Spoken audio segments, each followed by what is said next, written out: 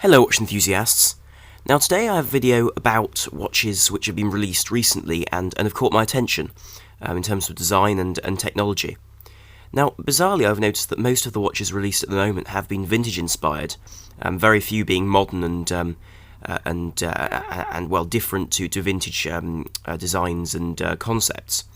So without further ado, this is the first watch. This is a watch which a number of people have been waiting for, and this is the new Heuer Otavia for 2017.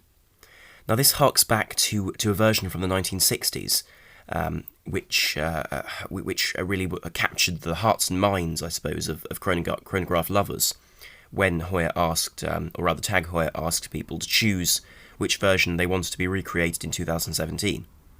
So this is the prototype. It's a 42mm by 15.6mm thick, so it's a very thick and large watch, much larger than the original 40mm version.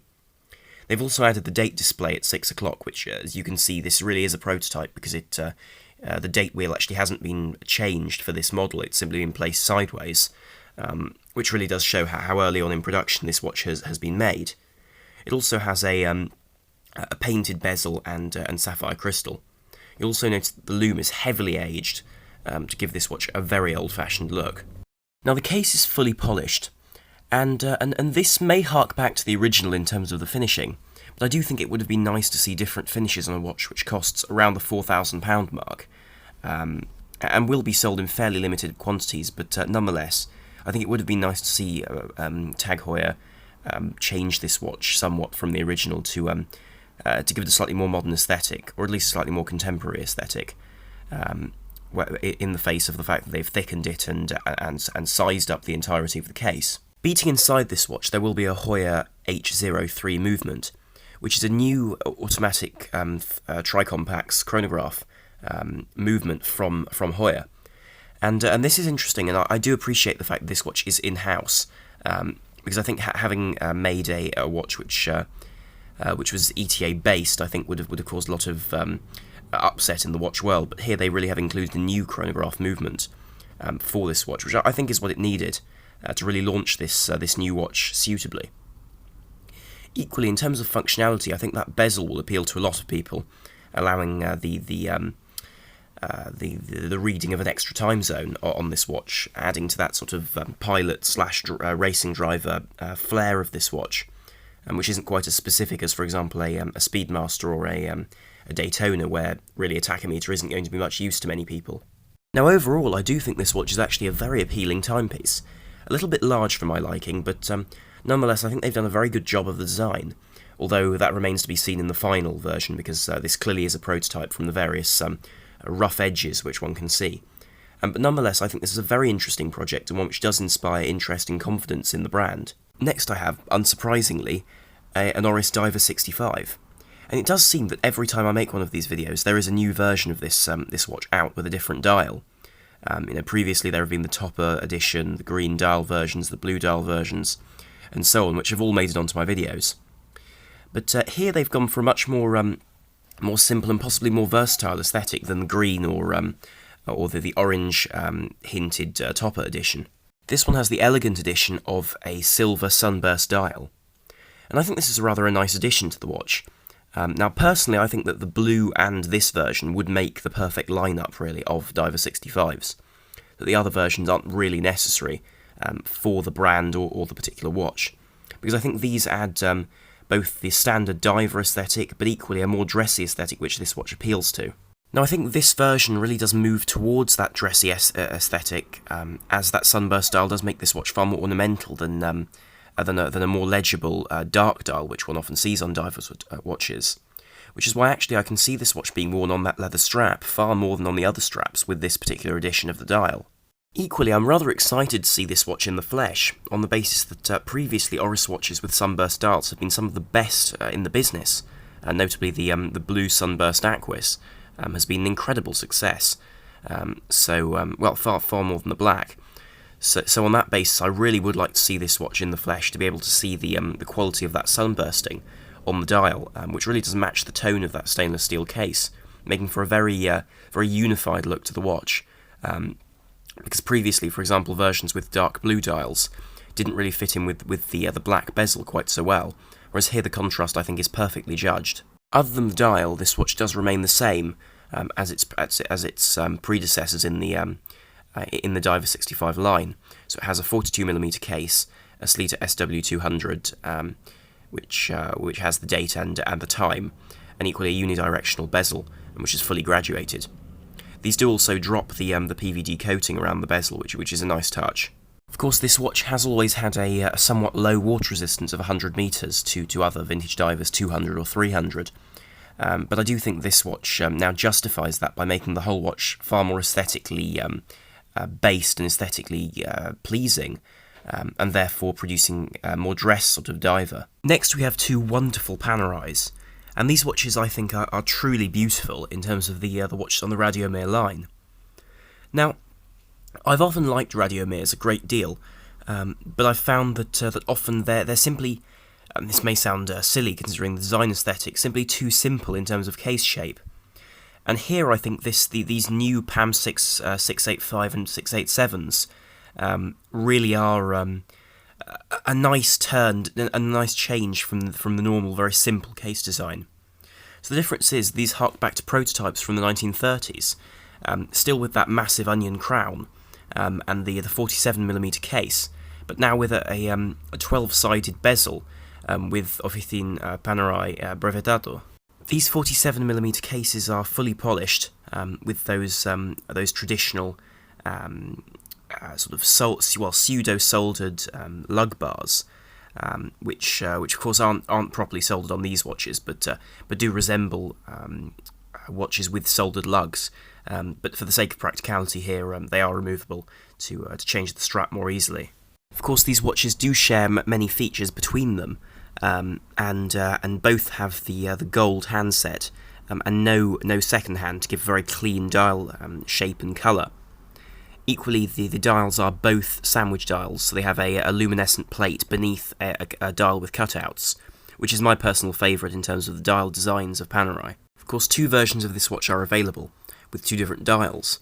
Now, the first dial is a simple a matte black dial with, again, the gold hands and that 12-sided bezel. Now, of course, I think this is the most traditional, the most simple version of the two, and likely the one that will sell the best of these two limited editions. Now, Panerai call them special editions, but that is Panerai speak for limited. And I like this version. I think it's the most dressy, the most simple, if ever you could call a 47mm watch dressy. Of course, probably the most interesting of the two, though, is the aged one, the 6887. And this version has this beautifully executed tropic-style dial, which mimics the faded and distressed dials of certain vintage watches, which have been subject to sunlight and a bit of humidity. Now here we do see this clean matte finish on the dial, but fading from a sort of a light beige to a dark chocolate in the corners, which I think complements the gold handset very, very well.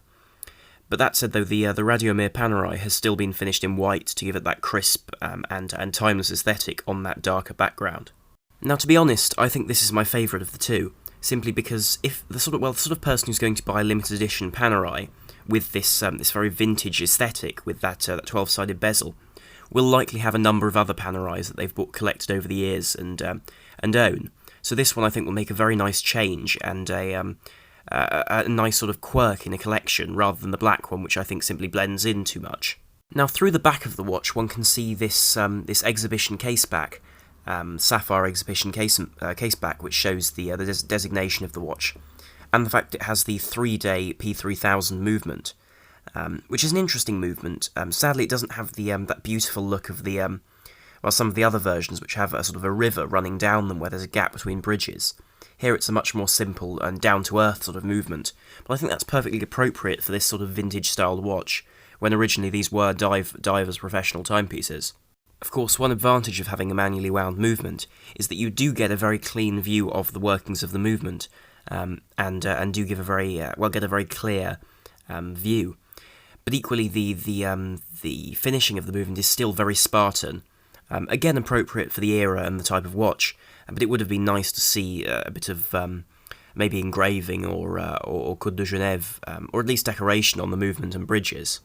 Now, even though this movement was effectively Panerai's answer to not having to use Unitas movements in their watches, this does have some interesting complications despite its Spartan layout on the dial.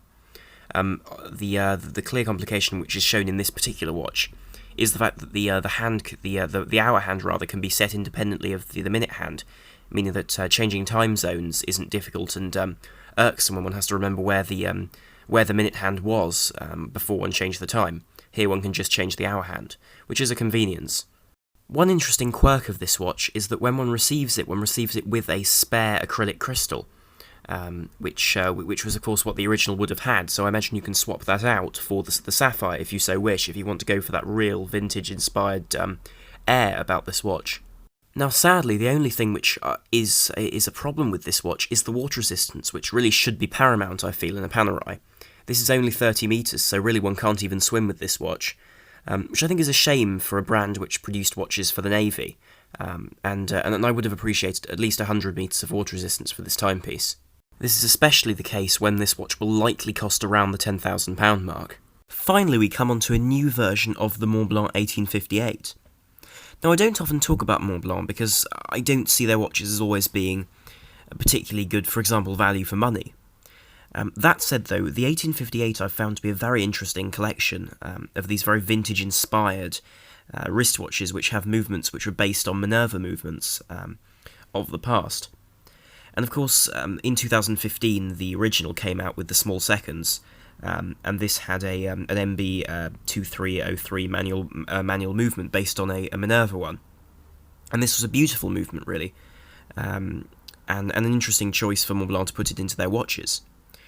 But that said, though, the watch itself was very appealing in terms of its simple aesthetic, and sort of sat between a field watch and a pilot's watch of the time with those cathedral hands and that small second function. At the time, Montblanc did also release a 44mm pink gold chronograph version.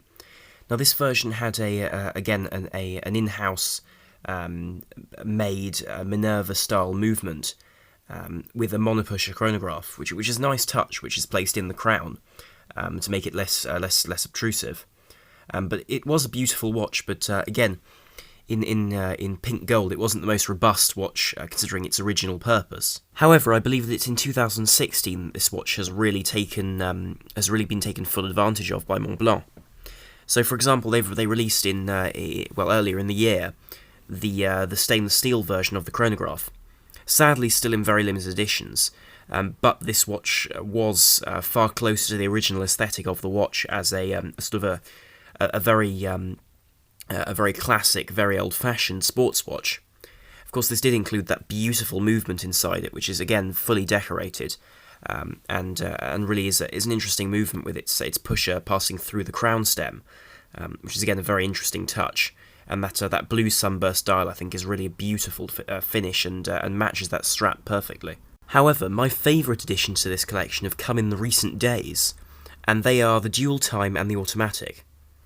Now, the automatic is a very simple dial version, so where the manually wound one has a small seconds, it has no seconds, and simply has a 6 o'clock instead, which is a very simple and clean design. However, the one which really interests me is the dual time. And this still has those cathedral hands, but it also has the sort of cathedral dual time hand, and equally a small second and date with an automatic movement. However, I think the most obvious detail about this watch is the case metal and detailing. Here, Montblanc have used a combination of completely brushed stainless steel and brushed bronze on the crown and the bezel to give this watch a much more rugged and much more robust aesthetic. And also make this watch look like it has been used for many years before one buys it, which is quite an interesting touch. And of course that bezel those crowns will age over time, and obviously discolour because bronze does that under normal atmospheric conditions. Equally, the choice of a distressed but simple and classically stitched strap was a very good choice for this watch, because it goes back to those sort of alpine and aviation roots of this watch, and the way it's sort of progressed over time and has led on to the modern Montblanc, which is, of course, a fine dress watch, whereas here we're going for something much more rugged. As I end this video, I'd like to apologise for the lack of images of, or lack of more images of the Mont Blanc. I'm afraid that very few images have been released so far because it's so new. Anyway, thank you very much for watching. I hope you enjoyed this video. Do please like, share and subscribe if you did enjoy the video, and comment with what you think. So thank you very much for watching. This is I'm on the Watch Guy, over and out.